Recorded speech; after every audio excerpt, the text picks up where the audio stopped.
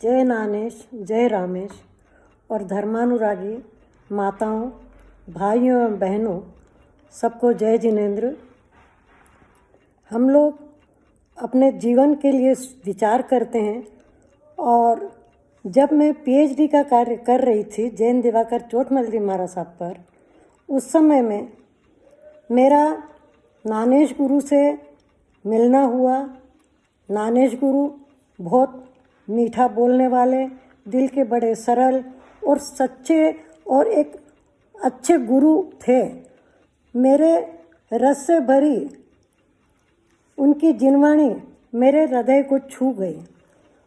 मीठे रस से भरोड़ी जिनवाणी, मीठे रस से भरोड़ी नानेश वाणी। और उस वाणी का ऊपर का मेरे ऊपर ऐसा प्रभाव हुआ और मेरे पिछले समय पर भी मेरा ध्यान गया कि जैन दिवाकर चोटमल जी महाराज साहब ने अपनी पुस्तकों में लिखा था कि गुरु जब बनाना तो बहुत सोच समझ कर बनाना चाहिए। आप 1 रुपये की मटकी लेने जाते हो तो उसको 4 बार ठोक बजा करके लेते हो। तो गुरु तो आपका जीवन हार है, तो वो तो आपको बहुत सोच समझ के बनाना चाहिए। बचपन में माता पिता ने किसी को गुरु बनाया हो हमें याद नहीं है, और इसी तरह से हमारा जीवन चल रहा था। मैं जैन दिवाकर चोटमल जी महाराज साहब के पीएचडी करते समय में कई महापुरुषों से मिली। उनमें से एक आचार्य श्री नानेश भी थे। जब इनका चातुर्मास राणावास था तब मैं इनसे मुलाकात करने गई कि गुरुदेव उनके बारे में आप कुछ बताइए। उन्होंने सरल सीधे शब्दों में जवाब दिया, मेरी उनसे मुलाकात नहीं हुई, लेकिन हाँ मैं इतना जानता हूँ कि उनका बहुत साहित्य है और उस साहित्य के अंदर सब लोगों को बहुत अच्छी प्रेरणा मिलती है। तो इसलिए हमें उनको मानना चाहिए, उनका साहित्य पढ़ना चाहिए।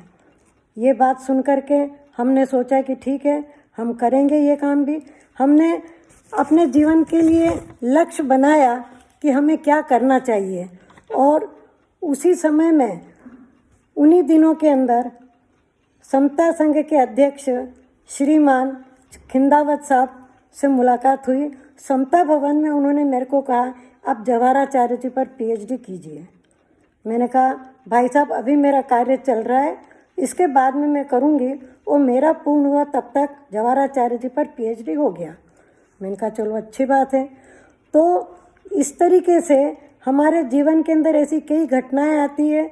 और जब मैं नानेशाचार्य जी से मिली तो उस समय में गुरुदेव ने मेरे से पूछा कि क्या आपने पूर्व जन्मों के पापों का प्रायश्चित किया। मैंने कहा गुरुदेव नहीं। उन्होंने मुझे प्रायश्चित करवाया और उस समय में मेरे को हुआ कि मैं इन्हें अपना गुरु बना लूं, और मैंने उन्हें अपना गुरु बना लिया। तो इस तरीके से मनुष्य के जीवन के कुछ प्रेरणा स्रोत होते हैं। उन प्रेरणा स्रोत के अंदर एक अपने आचार्य नानेश भी हैं, और मैं इसीलिए उनके लिए 2 पंक्तियां समर्पित करती हूँ। गणेशाचार्य ने नानेश को पदारोहित किया। नानेश गुरुवर ने भानुसम रामेश को हमारे जीवन को का धन्य बनाने के लिए आदेश दिया, उनको पदारोहण किया। कितनी खुशी की बात है, हम बड़े प्रसन्न हैं और हम नानेश के को अपना आचार्य बना करके, मेरा गुरु बना करके मैं बहुत प्रसन्न हूँ। वो मेरे जीवन के खेवनहार है। उनको 2 पंक्तियाँ समर्पित है। डालियाँ नहीं होती तो हम लटकते ही रहते, नाना आप न होते हम भटकते ही रहते, हम भटकते ही रहते।